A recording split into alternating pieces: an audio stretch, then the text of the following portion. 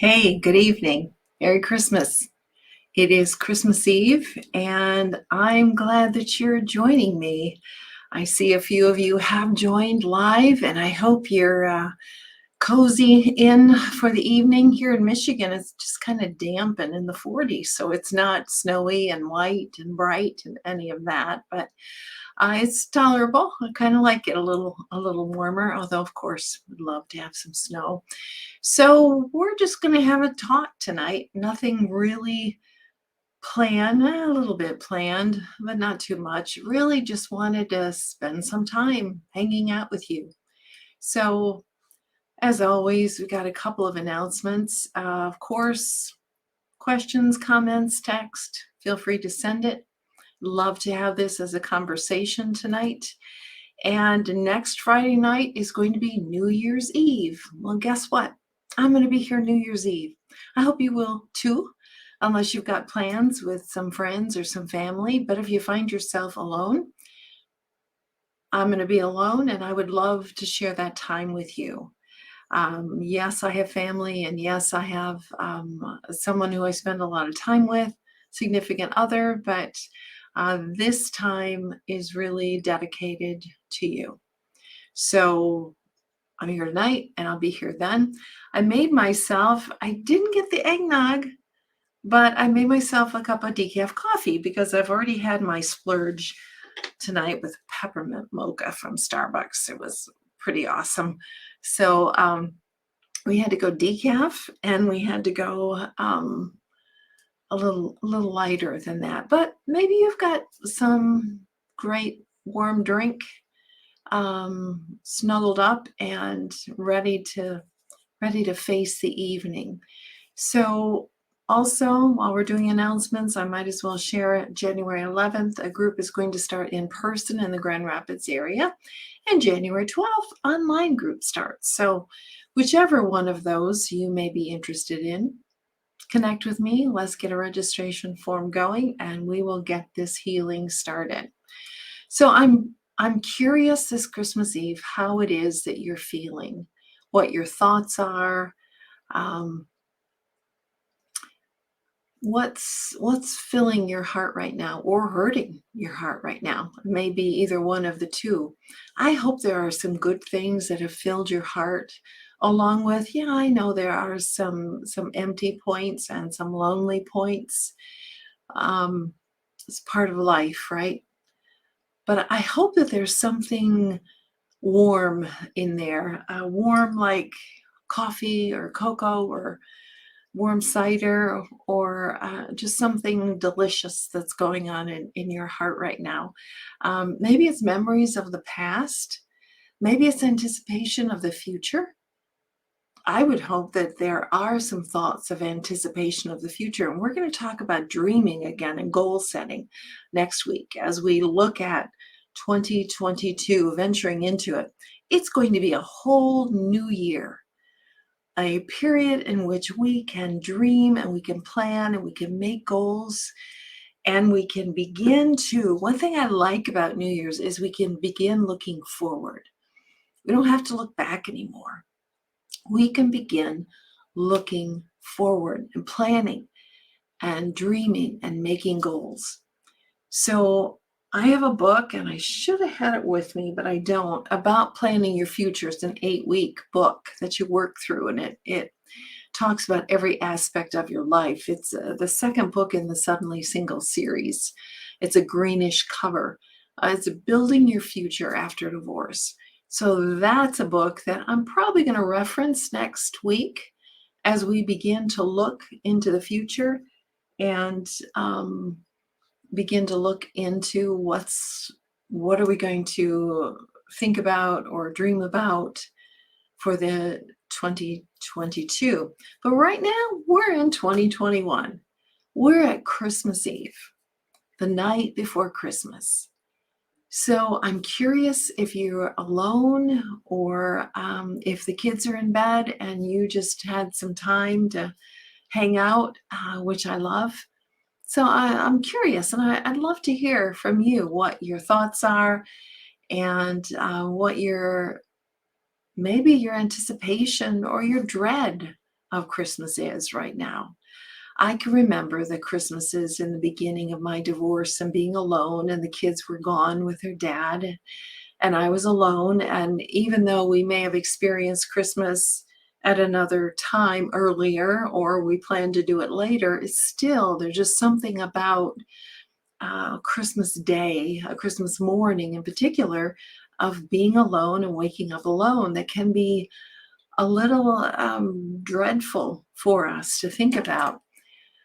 However, it's also a time to really appreciate and embrace time and life and our life and the gift of our life and the day, and to be able to have another year of Christmas, another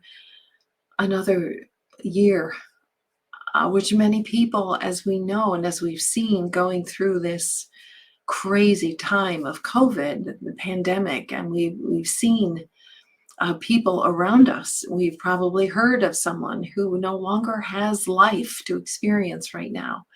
And so I hope as you enter into this time, you can see more than just dread. You can see the preciousness of your life and your days, because we have something to be grateful for.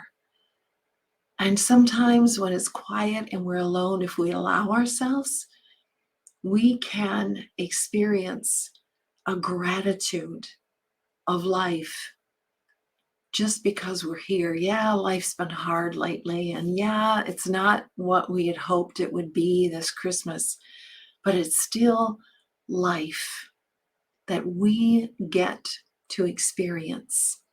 And it is a beautiful gift for all of us to be able to experience and be here on Christmas Day. So I was thinking about the first Christmas, and so I went to a church service tonight at 5 o'clock, late afternoon, and it was a beautiful service talking about the first Christmas. And there were some thoughts that he had that I thought were were really wonderful. And from his thoughts, I thought about the truth of the first Christmas and how that relates to our life. So the first Christmas was humble. I mean, there was nothing fancy about it, right? Nothing. It was very humble. And this experience, as we go through it, is very humbling when we are going through a divorce and those things that we really took for granted that we always thought were going to be there are now gone. It humbles us. It's like, wow, those things were much more fragile and precious than I thought they were. I thought they would always be there. So it teaches us humility. And like the first Christmas, it was very humble. Very humble. And I thought too about the first Christmas being very simple. There was nothing fancy about it. It was bare bones life. And I thought perhaps your Christmas this year may be bare bones life. And it may be very simple.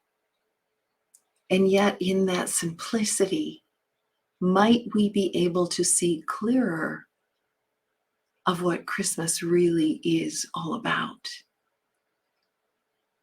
How it was God's love pursuing us, coming down to us. A simple message, profound and yet simple. The first Christmas was simple. And perhaps ours is too, because of what we are experiencing. And the third point I thought about was the first Christmas was sacred. I mean, there were beautiful stories of the angel proclaiming to the shepherd, "Fear not, I bring you good tidings of great joy. For unto you is born this day in the city of David a Savior, which is Christ the Lord." And in that moment and in the birth of Christ came a sacredness. Now, how does that compare to your life now? Well, your life, for exactly how it is and where it is sacred. Your life is sacred. The lives of your children are sacred. And so might we this Christmas season think more about the sacred.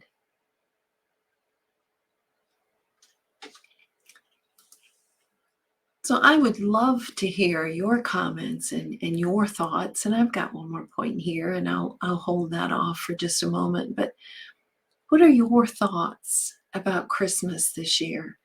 Have there been some things which you are experiencing maybe in a deeper level than you ever had because of the rawness that you are feeling?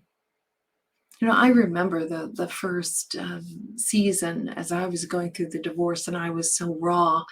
And I honestly remember that when someone would touch my shoulder, it felt like salve to a burn. It was just so sacred. It was so a connecting and a warmth that I had taken for granted for so very long in my life. It wasn't that big of a deal if someone touched me on the arm, but now, because I was hurting so badly, that mere touch, that mere human contact was just so warm and precious to me. And so I would hope that your Christmas this year can be, not that I want you to have that rawness or that pain, but that sensitivity to the love and attention that others might give you, even if it's as simple as a touch on the arm, a greeting, a handshake, a hug. To be able to take it in and absorb it and embrace it in ways that perhaps we've taken for granted in the past. Just a thought.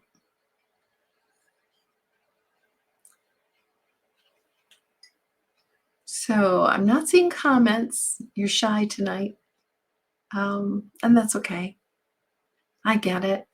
For however it is that you wanted to show up today, I'm glad you're here. Glad you're here. I hope you have that warm drink and joining me and a cup of decaf coffee, or maybe you got your peppermint mocha or that calorie-laden drink of eggnog, which is so fabulous and a good celebration to have for sure.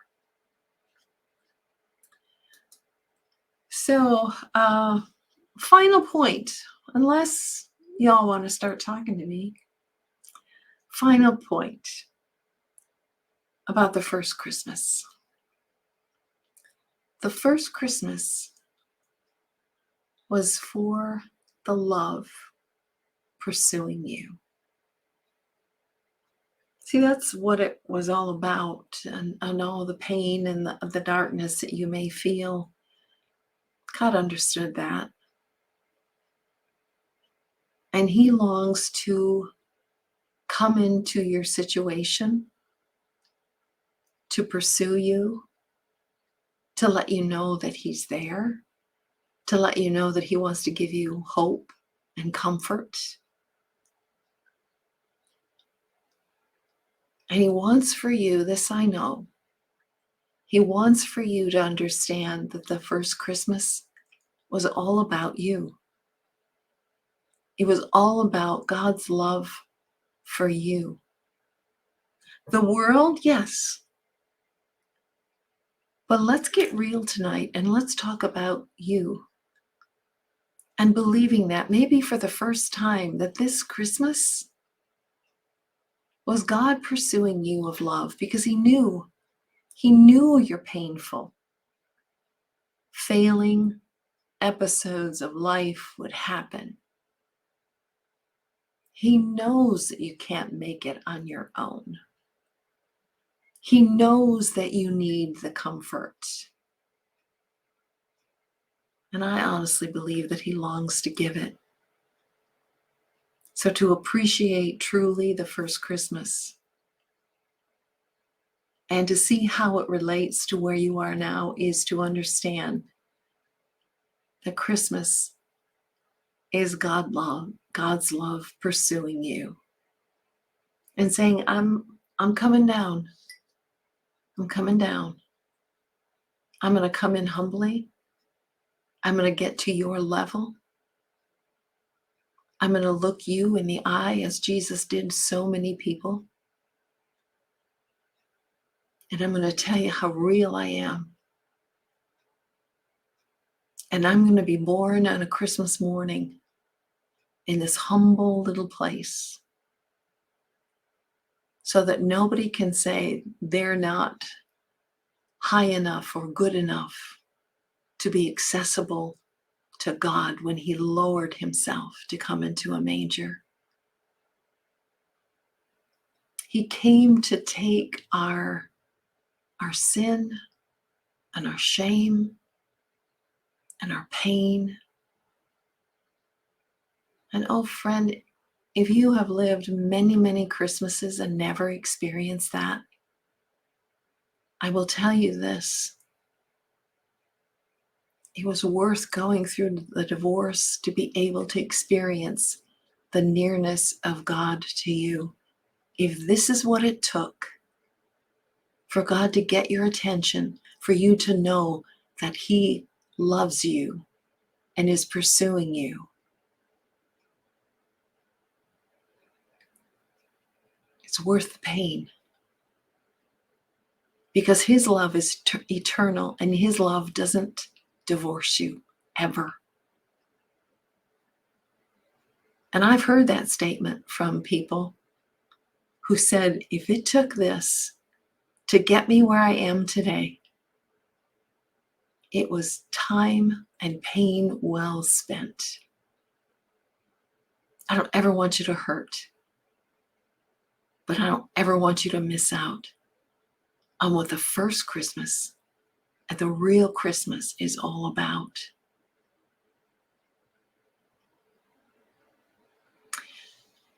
So I was kind of hoping y'all would hang out with me and chat with me, but maybe you're just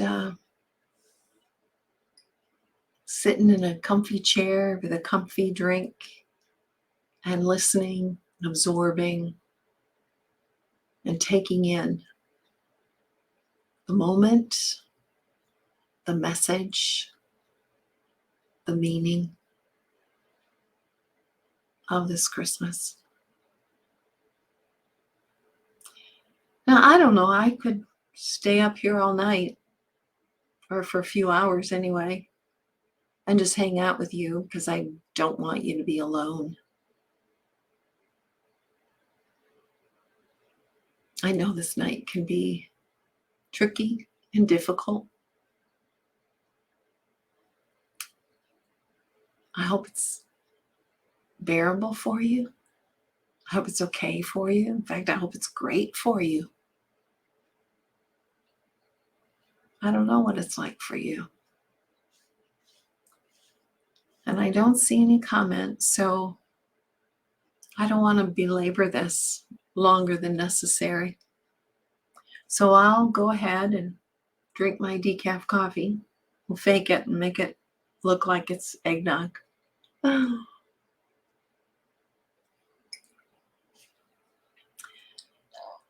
But I hope and pray that you have a Merry Christmas and just feel the arms of God around you, loving you, caring for you, saying you are so, so very valuable and you are so, so very loved.